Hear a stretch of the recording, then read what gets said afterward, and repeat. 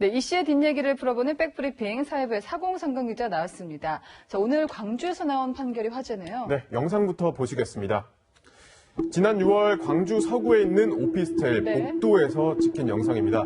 이 자정중 피의자 김모 씨가 술에 취해서 비틀거리는 여성의 팔을 붙잡고 뒤따라가고 있죠. 모르는 사이인가요? 예, 모르는 사이입니다. 여성이 집의 문을 열고 들어가자 이 남성 문을 붙잡고 못 닫게 계속 붙잡고 있습니다. 저 소름이 끼치는데요. 저는 원래 알던 사이인 줄 알았어요. 이 두 사람은 정말 일면식도 없는 사이였습니다. 이 피해자의 신고를 받고 경찰이 김 씨를 현장에서 체포를 했는데요. 피해자에게 잠을 재워달라고 했을 뿐이다. 이렇게 진술을 했습니다.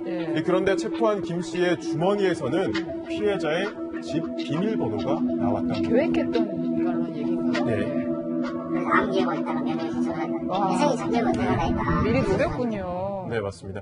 이 부축하는 척 하면서 보시죠. 피해자가 비밀번호를 누르는 순간, 이 순간에 메모를 해둔 거죠. 네, 그 피해 여성이 정말 무서웠을 것 같은데요. 재판부는 어떻게 판단을 했습니까? 네, 오늘 광주지법은 김모 씨에게 징역 4년에 40시간의 성폭력 치료 프로그램 이수 등을 명령했습니다.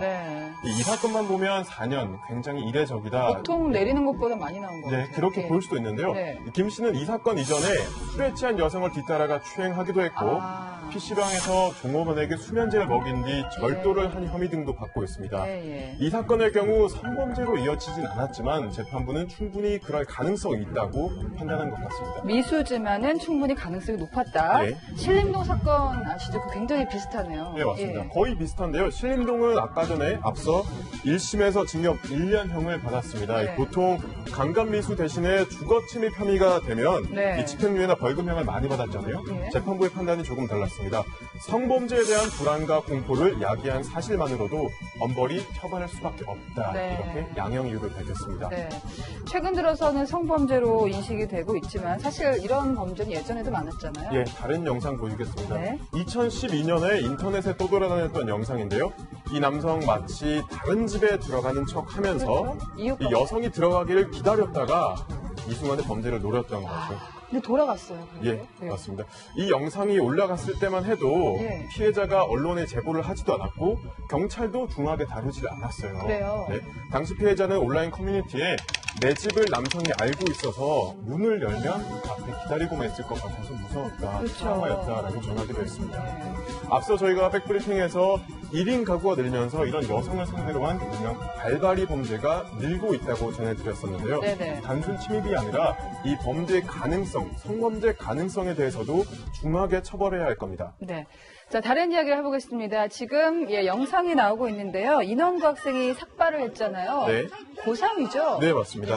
이 인원고 재학생들이 주축이 된 전국 학생수호연합의 대표를 맡고 있는 김화랑 군입니다. 이 고등학교 3학년생이고 얼마 전에 수능도 치렀는데요. 잘 봤나 모르겠네요. 이 공부를 하면서 동아리 활동, 이 활동을 병행한다고 굉장히 바쁘고 힘들었다고 합니다.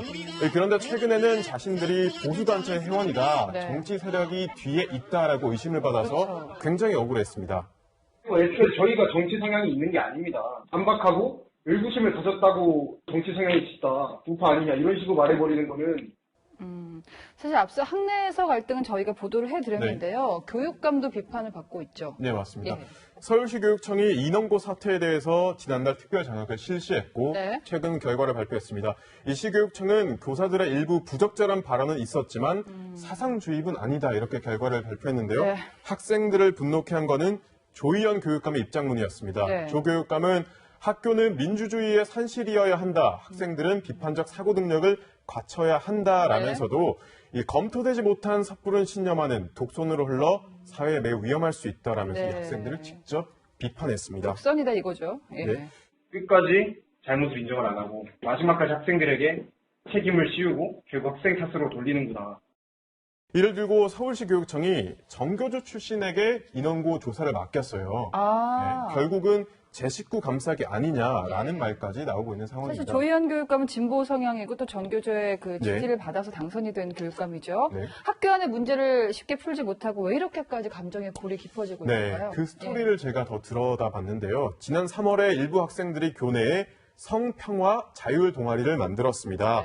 이 학교에서 성평등을 넘어서서 성평등을 찾자 이런 동아리인데요. 이 담당 교사가 학생들과 남녀 갈등에 대한 가치관이 달랐나 봅니다. 그래서 지도를 포기하게 됐고요. 이게 발단이 됐습니다. 그러면서 사상 강요 논란까지 커졌고 학생과 선생 사이에 감정 싸움이 시작된 건데요. 네. 이 학생들은 이제 졸업을 하잖아요. 순수한 학생, 학교 현장을 찾기 위해서 대학에 진학해서도 후배들을 위한 활동을 계속하겠다 이렇게 얘기합니다. 네, 백브리핑 사공성근 기자였습니다.